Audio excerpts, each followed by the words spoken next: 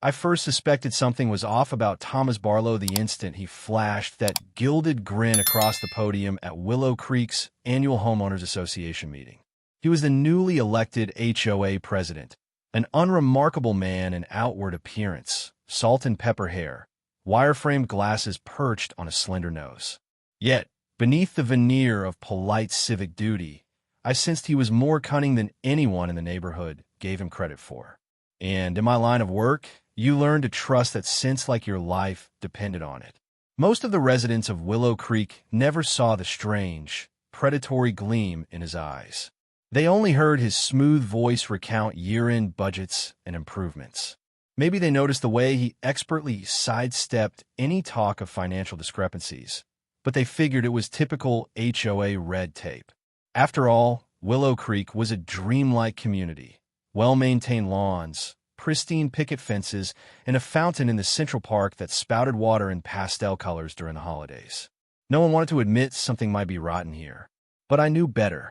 My name is David Lancaster, and while everyone in Willow Creek thinks I'm just a middle-aged father of two who recently moved from Baltimore, the truth is I'm an undercover FBI agent. I have no spouse, no kids, and no real 9 to 5. I came here because there was a tip about embezzled funds, thousands of dollars missing over the last couple of years. The rumor pointed straight to the top of the HOA. Barlow's name stood out in bold letters across half the documents our intelligence team collected. Stepping into my role wasn't easy. The Bureau insisted I blend seamlessly into the neighborhood, so I rented a modest 2-story at the far corner of Maple Circle. It was sufficiently suburban for me to keep a low profile, just another new neighbor battling the same property line disputes and mailbox color standards. The yard is small, fenced, and unassuming. That's where I host forced friendly cookouts for neighbors, using cheap hamburger meat and store-bought coleslaw. It makes them think I'm harmless, nondescript. So I learned to wave at passersby and pretend to enjoy the drone of the riding lawnmowers. Early on, I forced myself to attend the monthly HOA meetings. As an undercover agent, it was vital I understood Barlow's operations from the inside out. During these gatherings, held at the community clubhouse, we'd sit in rows of metal folding chairs while Barlow stood up front, dispensing comedic asides about lawn ornaments and hedge trimming etiquette. It all seemed so pleasant, nothing more than petty suburban politics. The real story, however, lurked just behind the columns of financial reports Barlow refused to distribute in detail. He would say, "We'll be sending out the full breakdown in next month's newsletter," with a confident wave of his hand. Somehow, that breakdown never arrived, no matter how many times he promised it. The only items to appear in the HOA's annual statement were the usual line items: playground maintenance, tennis court upkeep, landscaping. The numbers looked tallied, but the totals never quite matched the checks I saw in people's hands.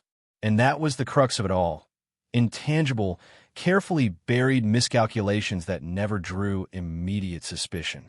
Willow Creek had always pulled in large monthly HOA dues, over $1,000 per household, an amount people justified by the immaculate public gardens and the heated community pool.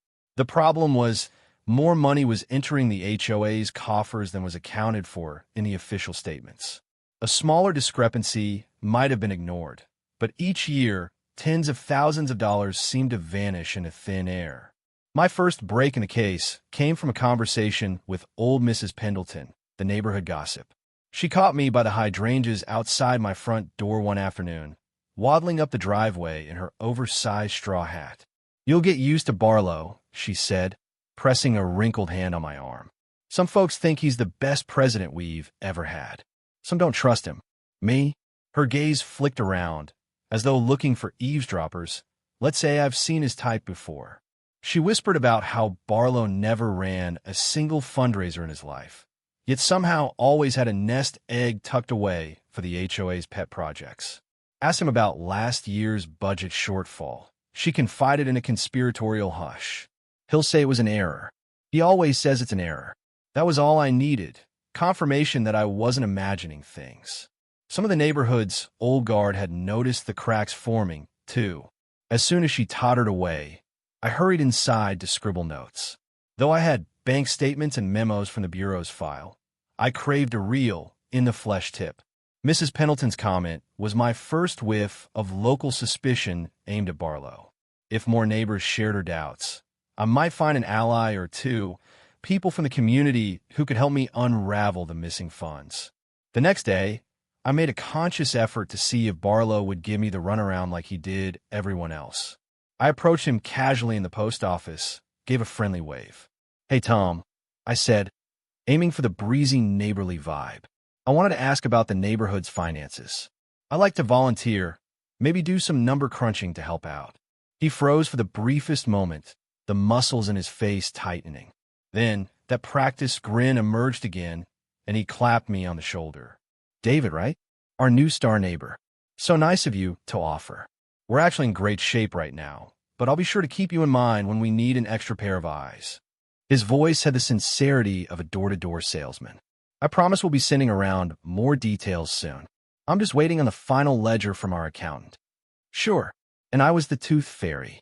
That night, I sat on my porch with a mug of coffee, mentally piecing together the puzzle I knew would show itself in time. Somewhere in the labyrinth of bank accounts, receipts, and property improvements, Barlow was funneling money into his own pockets. And it was my job to prove it. All the while, the sun set across Willow Creek's manicured lawns, and porch lights began flickering on like fireflies. I breathed in the scent of freshly cut grass, tried to imagine the neighbors behind all those closed doors. They thought they lived in a picture-perfect suburban sanctuary. Only a handful realized their beloved HOA president might be fleecing them. And none of them knew there was an FBI agent in their midst, determined to bring the scheme crashing down. I sipped my coffee. The suburbs could be deceivingly serene. But under that calm surface, trouble always bubbles. I was about to find out just how deep those waters went. Any good investigation hinges on evidence, tangible proof that tips suspicion into certainty. So, in the days following my conversation with Mrs. Pendleton, I developed a plan to penetrate the closed-off circle around Thomas Barlow. I'd already offered my assistance with the HOA's finances, and he'd gracefully declined, claiming everything was in order. So I pivoted, deciding on a more subtle approach. Barlow had an inner clique of board members, people he'd known for years. One of them was a retired attorney named Sam Jeffries, who spent most mornings reading the newspaper in the clubhouse lounge. Sam was a broad-shouldered man who always wore a neat dress shirt, even when socializing over the free coffee. He struck me as someone who couldn't let go of his old professional habits, a detail I thought might be useful. So I started chatting him up day after day about random local news, legal matters, anything to make him think we were just two bored men looking for conversation. Eventually, curiosity got the better of him. He asked about my move from Baltimore, so I spun an elaborate but carefully curated tale of corporate relocation. That was the story the Bureau had prepared, complete with a believable background and a fake letter from an engineering firm. Sam lapped it up. He seemed genuinely lonely, a man who liked to keep busy, so it wasn't difficult to keep him talking. In one of our morning chats, I casually commented on the HOA's budgeting process. I kept it light. Funny how it all feels so official, right?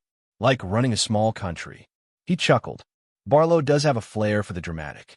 He basically runs Willow Creek like his personal fiefdom. I raised an eyebrow. "What do you mean?" "Oh, Sam said, folding his newspaper. "He's got the board singing from his sheet music. We rarely see the financial statements until right before the meeting.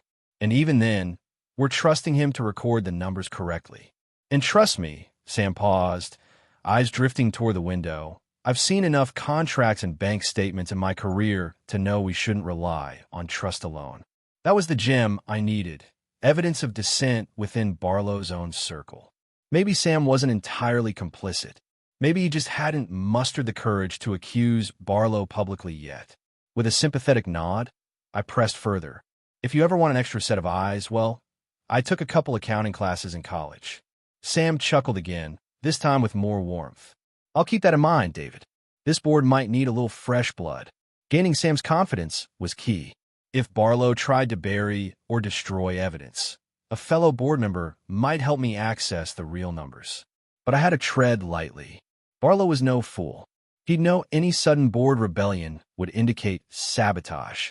So I relied on a slow burn, discreetly building relationships with the people who might leak me the proof I needed. As weeks passed, I made progress. I discovered that the HOA had no external auditing firm. Everything was handled in-house, solely under Barlow's guidance and a volunteer treasurer.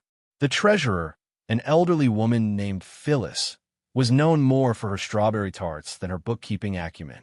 It struck me as the perfect setup for embezzlement, a half-interested volunteer controlling massive funds with no professional oversight.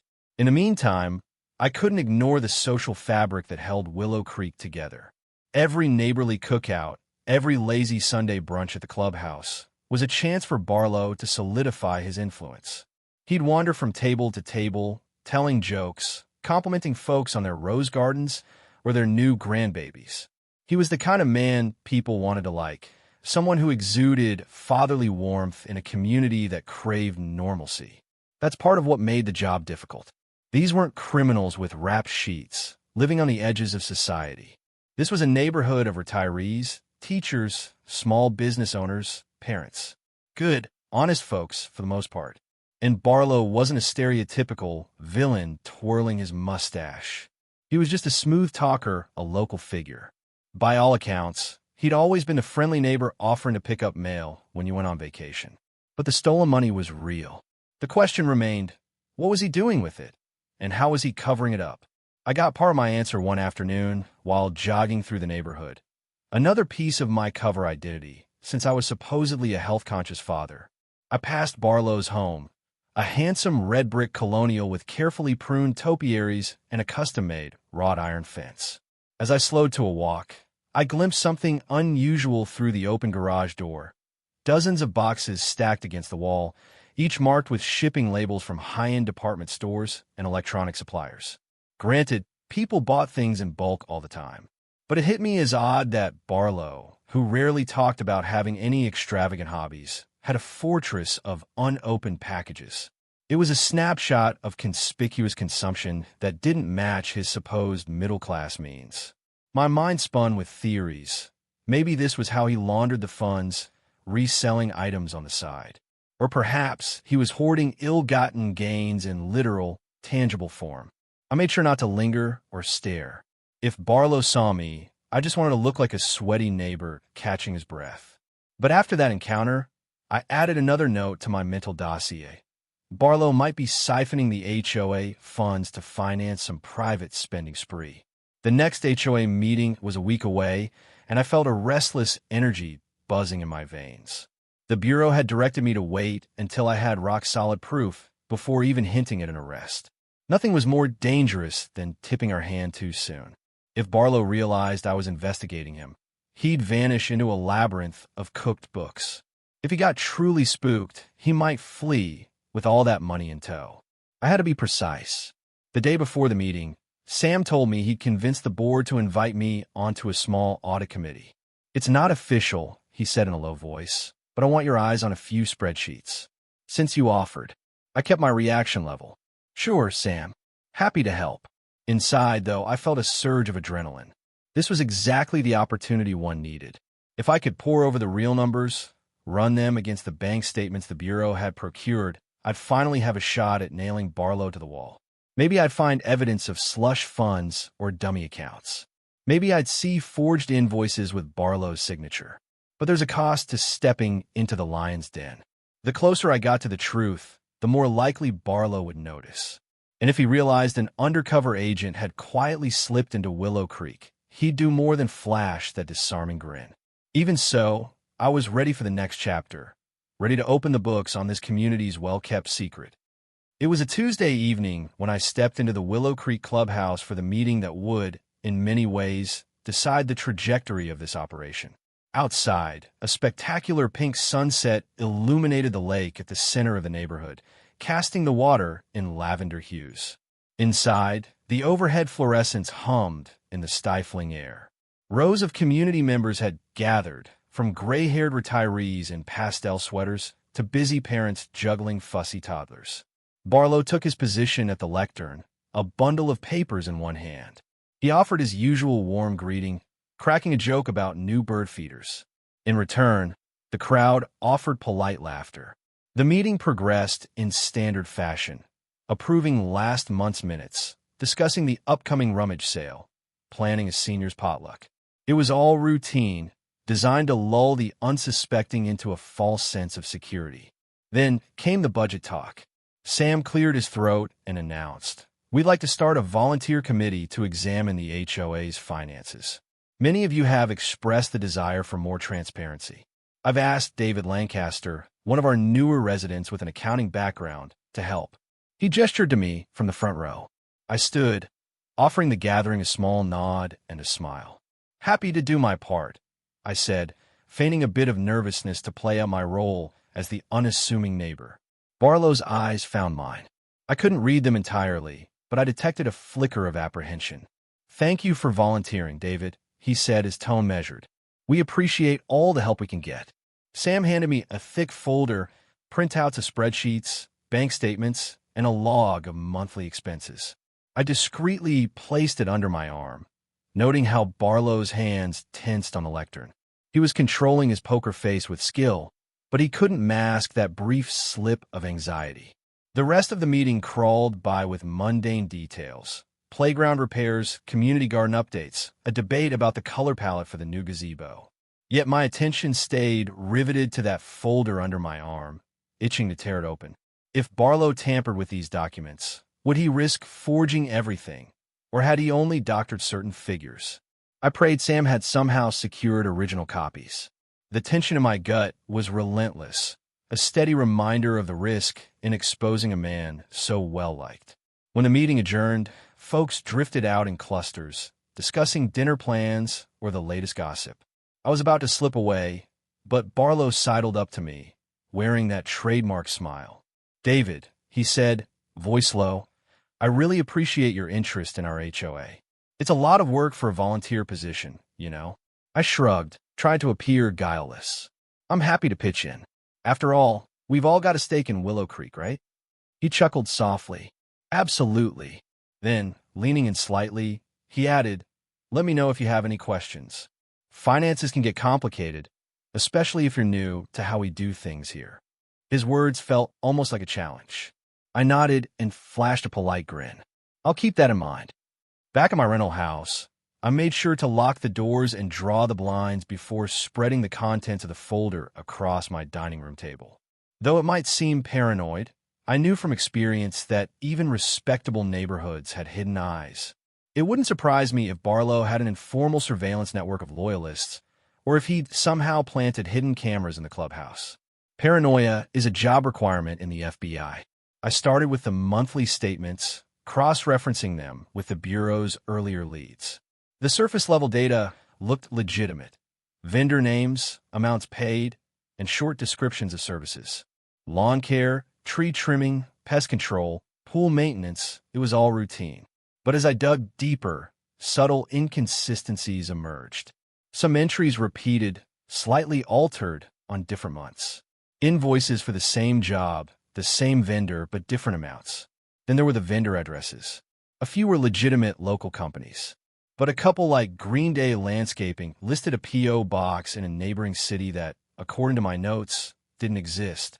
Or Maintenance Solutions Incorporated, with a phone number that led nowhere. My pulse quickened.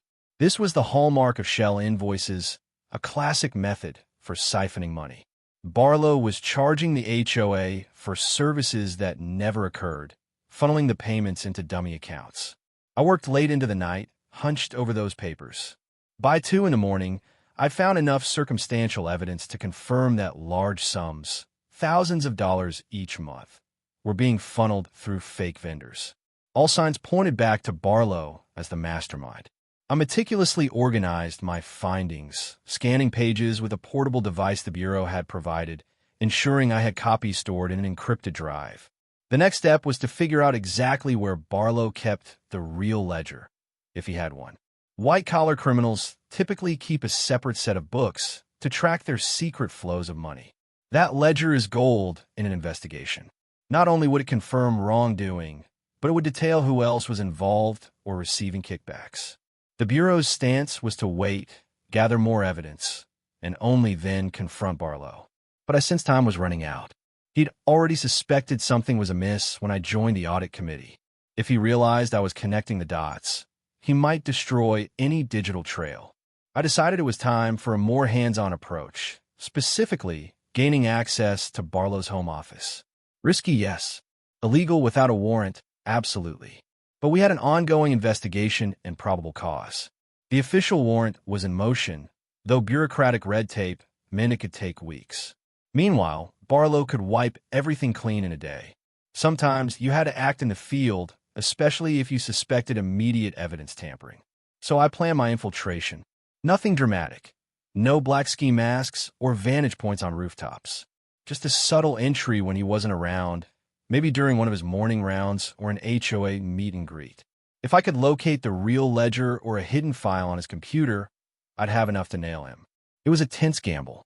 One misstep, and I'd blow my cover. The neighbors would talk, and Barlow would vanish with a tidy sum from the bank accounts. But I'd never come this far just to watch him slip away. Before heading to bed, I looked out the window at Willow Creek's quiet streets, lit by soft streetlights. Everything seemed so ordinary. It was frightening how effectively a well-liked community figure could manipulate an entire neighborhood into trusting him.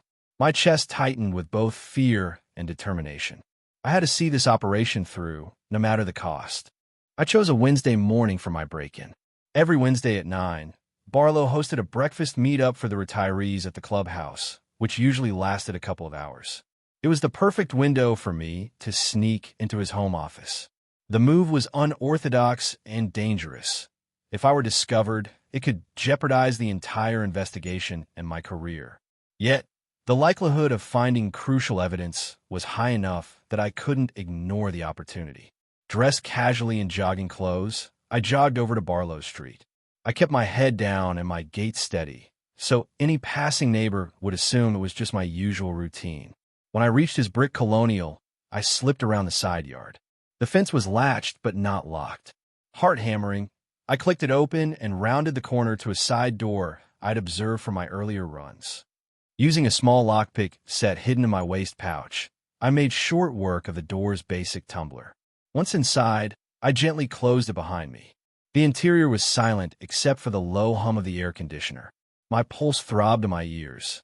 I moved slowly, carefully, glancing at the family portraits on the walls. Barlow shaking hands with city officials. Barlow with a fishing rod in some exotic location.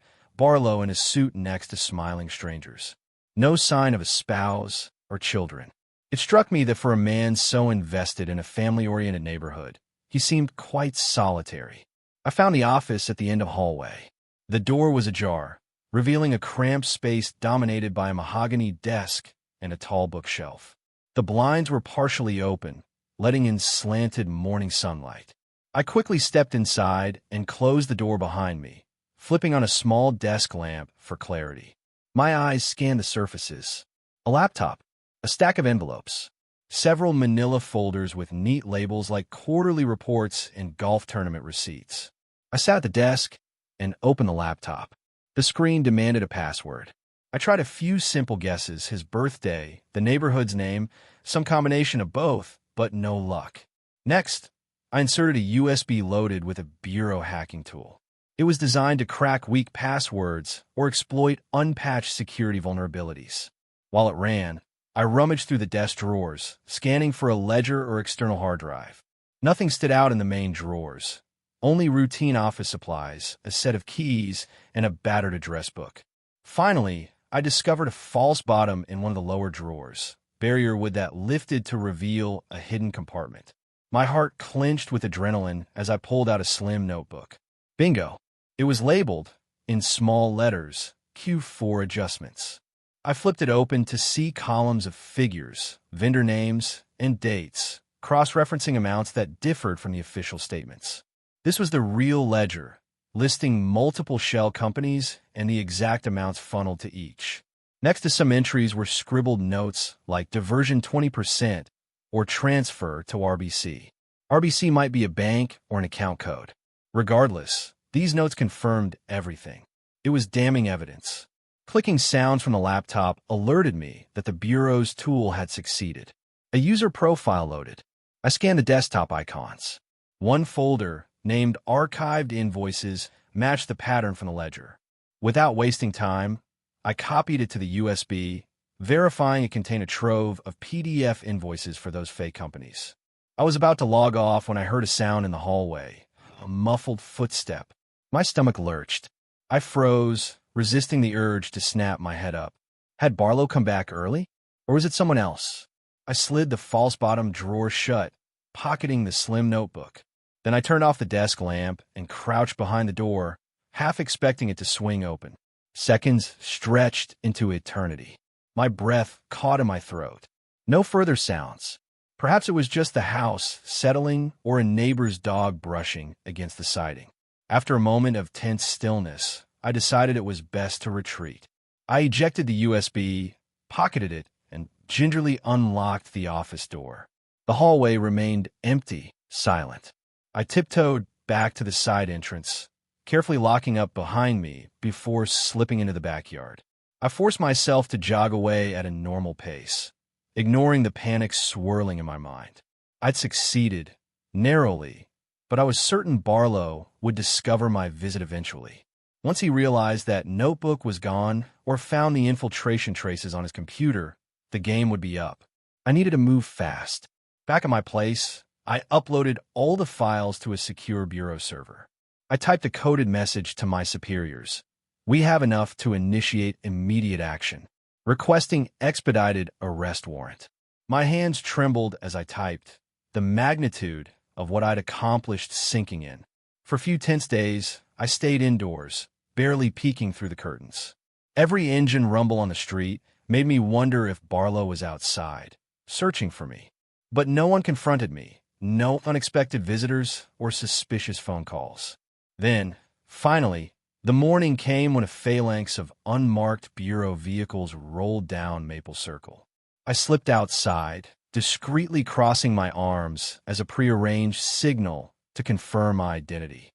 Agents swarmed Barlow's house, armed with a properly issued search warrant. I stayed on the periphery, my heart pounding as they knocked on his door. When he answered, confusion mingled with dread on his face.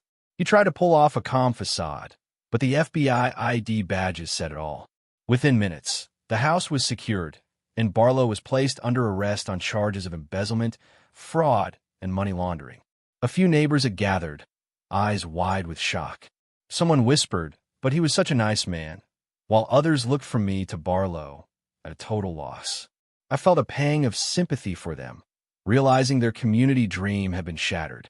Sam Jeffries approached me, his gaze uncertain. "David," he asked quietly, "who are you really?" I sighed. "I'm with the FBI," I said, showing him my badge.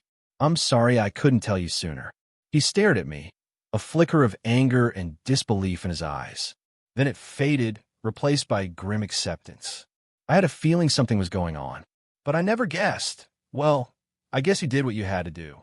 Barlow was driven away in a black SUV, leaving behind a stunned crowd and a house full of incriminating files.